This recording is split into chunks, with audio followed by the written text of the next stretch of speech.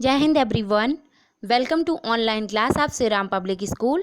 Dear student, मैं अल्पना पांडे आज आप लोगों को आपकी पाठ्य पुस्तक क्षितिज के गद्य खंड का पाठ 4 सांवले सपनों की याद का सारांश तथा प्रश्न उत्तर पढ़ाएंगे। बच्चों, सांवले सपनों की याद के लेखक जाबिर हुसैन जी हैं। इसको पढ़ाने से पहले मैं बता दूं, मैं अपने पहले के वीडियो में इस पाठ की व्याख्या आप लोग को बता चुके हैं। तो आइए इस पाठ का सारांश देखते हैं। इस पाठ में लेखक जाबिर हुसैन जी ने पक्षी प्रेमी सालिम अली का स्मरण करते हुए उनका व्यक्तित्व परिचय दिया है। लेखक ने बताया वो ठीक एक सैलानी के तरह अपने कंधों पर बोझ उठाए पलायन कर गए, परंतु यह उनका आखिरी पलायन था, यानी वो मृत्यु को प्राप्त हुए, यानी वो मर गए थे। वो प्रकृति में ठीक उस पक्षी की तरह विलीन हो गए जो आखिरी गीत गाने के बाद मौत की गोद में जा बसा, यानी वो पक्षी की तरह लुप्त हो गए थे। सालिम अली को जो है एक पक्षी की तरह बताया गया है। सालिम अली का मानना था कि लोग पक्षियों को आदमी की नज़र से देखना चाहते हैं, यानी जो आदमी होते हैं वो स्वार्थी होते हैं और वो पक्षियों को प्रकृति की नज़र से नहीं बल्कि अपने स्वार्थ के कारण देखते हैं। लेखक ने एक उदाहरण दिया है और उस उदाहरण को वह वृंदावन के नाम से दिया है। तो लेखक कह रहा है कि वृंदावन का जिक्र करते हुए कहा है कि भले ही कृष्ण के बचपन की शरारतों को किसी ने नहीं देखा, कब उन्होंने घने पेड़ों की छांव में विश्राम किया और कब उन्होंने बांसुरी बजाई, यह कोई नहीं जानता। पर आज भी अगर कोई वृंदावन जाकर नदी के सांवले पानी को देखे तो वह कृष्ण की याद दिला देता है। आज भी वृंदावन कृष्ण की बांसुरी के जादू से खाली नहीं हुआ है। उसी तरह सालिम अली को भी पक्षी प्रेमी के रूप में हरदम याद किया जाएगा। पूर्व समय की याद करते हुए लेखक ने बताया है कि वे उम्र की 100वें पड़ाव के करीब थे, यानी 100 वर्ष पूरे होने में उनके कुछ ही दिन बाकी थे। यात्राओं की थकान ने उन्हें कमज़ोर कर दिया था और कैंसर जैसी जानलेवा बीमारी के कारण उनकी मृत्यु हो गई थी। परंतु एक बात स्पष्ट थी कि वे सब मिलकर उनकी आंखों से वह रोशनी छीनने में सफल नहीं हो पाई जो पक्षियों की तलाश और उनके हिफाजत के प्रति समर्पित थी। अपने जीवन के एकांत क्षणों में भी वह दूरबीन के साथ पक्षियों को निहारते ही देखे गए। वे उन लोगों में से थे जो प्रकृति के प्रभाव में ना जाकर प्रकृति को अपने प्रभाव में लाता है। उन्होंने अपना जीवन साथी, अपने स्कूल सहपाठी तहमीना को चुना, जिन्होंने हर लम्हे में उनका सहयोग दिया।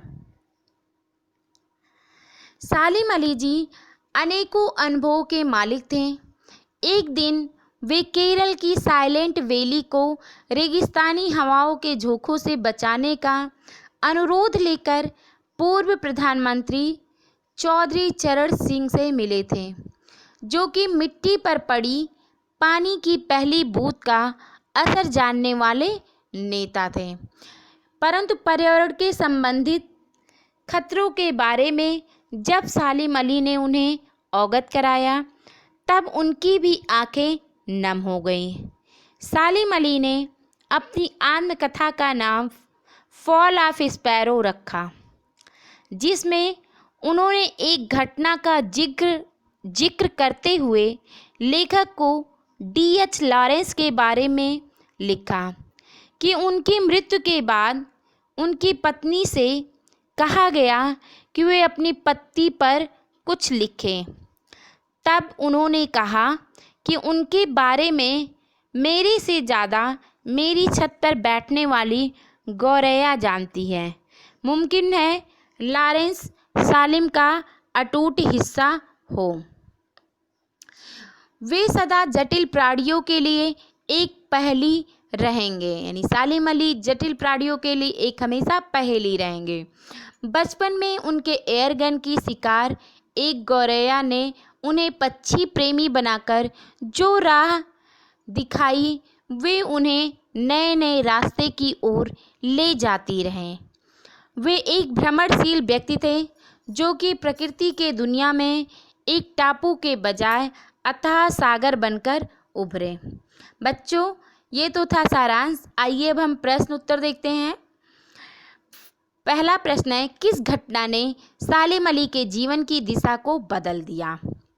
उत्तर फर्स्ट, एक बार बचपन में सालिम अली की एयरगन से एक गौरैया घायल होकर गिर पड़ी। इस घटना ने सालिम अली के जीवन की दिशा को बदल दिया। वे गौरैया की देखभाल, सुरक्षा और खोजबीन में जुट गए। उसके बाद उनकी रुचि पूरे पक्षी संसार की ओर मुड़ गई और वे पक्षी प्रेमी बन गए।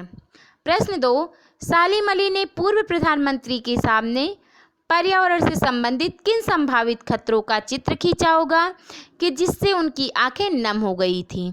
उत्तर 2, सालिम अली ने पूर्व प्रधानमंत्री चौधरी चरण सिंह के सामने केरल की साइलेंट वैली संबंधी खतरों की बात उठाई होगी। उस समय केरल पर रेगिस्तानी हवा के झोंकों का खतरा मंडरा रहा था। वहाँ का पर्यावरण दूषित हो रहा था। प्रधानमंत्री को वातावरण की सुरक्षा का ध्यान न था।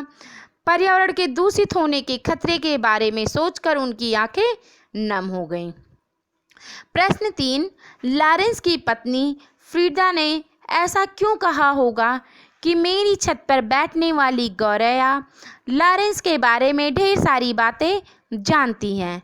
आंसर 3, लॉरेंस की पत्नी फ्रीडा जानती थी कि लॉरेंस को गौरैया से बहुत प्रेम था। वे अपना काफ़ी समय गौरैया के साथ बिताते थे। गौरैया भी उनके साथ अतरंग साथी जैसा व्यवहार करती थी। उनके इस पक्षी प्रेम को उद्घाटित करने के लिए उन्होंने यह वाक्य कहा। प्रश्न 4, आशय स्पष्ट कीजिए। का वो लॉरेंस की तरह नैसर्गिक जिंदगी का प्रतिरूप बन गए थे? खा कोई अपने जिस्म की हरारत और दिल की धड़कन देकर भी उसे लौटाना चाहे तो वह पक्षी अपने सपनों के गीत दोबारा कैसे गा सकेगा? प्रश्न गा सालिम अली प्रकृति की दुनिया में एक टापू बनने की बजाय अथाह सागर बनकर उभरे थे। तो उत्तर का लॉरेंस बनावट से दूर रहकर प्रकृति जीवन जीते थे। वे प्रकृति से प्रेम करते हुए उसकी रक्षा के लिए चिंतित रहते थे। इसी तरह सालिम अली ने भी प्रकृति की सुरक्षा देखभाल के लिए प्रयास करते हुए सीधा एवं सरल जीवन जीते थे। उत्तर खा यहाँ लेखक का आशय है कि मृत व्यक्ति को कोई जीवित नहीं कर सकता। हम चाहे कुछ भी कर लें, अपने शरीर की गर्मी उसे दे दें या अपने दिल की धड़कन उसे दे दें, फिर भी हम उसे जीवित नहीं कर सकते। तो उसमें कोई भी हरकत हम नहीं ला सकते। गा सालिम अली प्रकृति के खुले संसार में खोज करने के लिए निकले। उन्होंने स्वयं को किसी सीमा में कैद नहीं किया। वे एक टापू की तरह किसी स्थान विशेष या पशु पक्षी विशेष में सीमित नहीं थे। उन्होंने अथाह सागर की तरह प्रकृति में जो जो अनुभव आई उन्हें संजोया। उनका कार्य क्षेत्र बहुत विशाल था। प्रश्न 5, इस पाठ के आधार पर लेखक की भाषा शैली की 4 विशेषताएं बताइए। उत्तर 5, लेखक की भाषा शैली की विशेषताएं। इनकी शैली चित्रात्मक है। पाठ को पढ़ते हुए इसकी घटनाओं का चित्र उभर कर हमारे सामने आता है।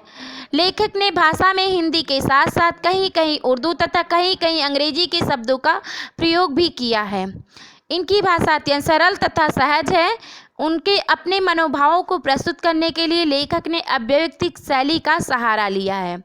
प्रश्न 6, इस पाठ में लेखक ने सालिम अली के व्यक्तित्व का जो चित्र खींचा उसे अपने शब्दों में लिखिए। उत्तर 6, लेखक ने सालिम अली का जो चित्र खींचा है वह इस प्रकार है। सालिम अली प्रसिद्ध पक्षी विज्ञानी होने के साथ साथ प्रकृति प्रेमी थे। एक बार बचपन में उनकी एयरगन से घायल होकर नीले कंठ वाली गौरैया गिरी थी। उसकी हिफाजत और उससे संबंधित जानकारी पाने के लिए उन्होंने जो प्रयास किया उससे पक्षियों के बारे में उठी जिज्ञासा ने उन्हें पक्षी प्रेमी बना दिया। वे दूर दराज घूम घूम कर पक्षियों के बारे में जानकारी एकत्र कर रहे हैं और उनकी सुरक्षा के लिए चिंतित रहे हैं।